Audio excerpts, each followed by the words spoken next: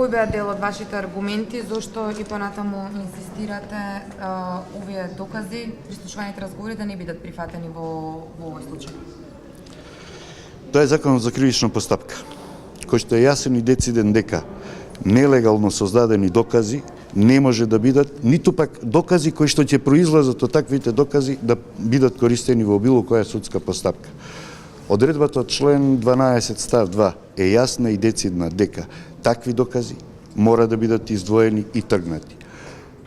Мислам дека од она што го слушнавте во судница не постои спор ни за обвинителството, ниту за судот, ниту за одбраната дека тоа се нелегално создадени докази. Спорот е дали такви нелегални докази може по било кој основ и причина да бидат користени во судска постапка.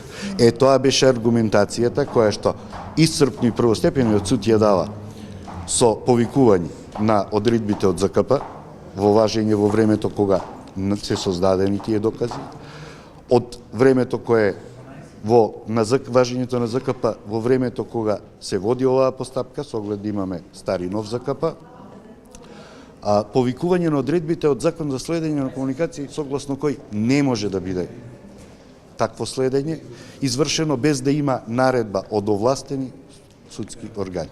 Меѓутоа, нели тие стануваат законски поради тоа што има закон за специјално јавно обвинителство, чија што задача е да ги истражува незаконски прибавените. Никој не ги спори дека тие се незаконски стекнати, незаконски создадени. Меѓутоа, стануваат законски поради тоа што има закон врз основа на кој што треба да се испитуваат. Како што во почетокот на вашето прашање рековте, согласно законот за СЈО, има право да ги истражува. Односно, тоа е основа да врз основа на преслушување на тие може да одлучи дали евентуално ќе бара докази да утврдува некое криминално дејствие и ако обезбеди такви докази дека нешто криминално се случувало да води постапка, но во никој случај да се повикува на ова. Погледајте го, прочитајте го убаво, член 5 од Законот за СЈО, каде што токму вака како што и вие наведовте, да истражува, не да ги користи и презентира пред суд. Но апелација веќе во 2 наврати одлучи дека бомбите се доказ за постапката. Зошто сега би било поинаку? Тоа е став на Совет и тие одлуки на апелација веројатно ќе бидат оспорени со тоа што, за жал, оспорувањето на таквите одлуки премногу долго време ќе трае додека можат да бидат, да има било каква одлука, бидејќи единствено место каде што можат да бидат оспорувани е Европскиот суд за човекови права.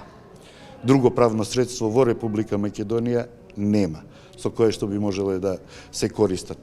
Но работата е, господа новинари, зошто би прекинало нелегалното прислушкување и следење на комуникации? Ако поради било кој некаков јавен, домашен или меѓународен интерес се дозволи да во некоја идна постапка тие докази бидат користени. Ако се дозволи сега, зошто би се прекинало? Го имавме големото уво. Не дојдовме до епилог, ја имавме аболицијата од председателот во тоа време. Го имаме ова нелегално прислушкување. Ако дозволиме да тие можат да бидат докази, нема потреба од заштита на моите и вашите права во Уставот, заштита на тие права во Законот за кривична постапка или Законот за следење на комуникации, затоа што секогаш може да се јави некој во наводници интерес и да таквите докази бидат употребени пред суд. Каде одиме? Тогаш да ги отфрлиме нашите права и слободи и да ја свиткаме главата и да чекаме да ја отсечат.